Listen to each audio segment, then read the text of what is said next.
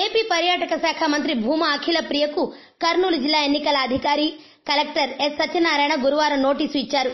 ఇటీవల ఒక ఆంగ్ల దినపత్రికకు మంత్రి ఇంటర్వ్యూ ఇచ్చారు. అందులో నంద్యాల అసెంబ్లీ నియోజకవర్గం నుంచి తెలుగుదేశం పార్టీ అభ్యర్థిగా పోటీ చేస్తున్న భూమా బ్రహ్మానందరెడ్డి గెలుపును కాంక్షిస్తూ మాట్లాడారు. దీన్ని గమనించిన media certification monitoring committee chairman అయిన కలెక్టర్ ఇంటర్వ్యూను ఎందుకు పెయిడ్ న్యూస్ గా పరిగణించారో చెప్పాలని నోటీసులో పేర్కొన్నారు. అలాగే నంద్యాల నియోజకవర్గంలోని లోకల్ కేబుల్ టీవీ నెట్వర్క్లకు కూడా నోటీసులు జారీ చేశారు.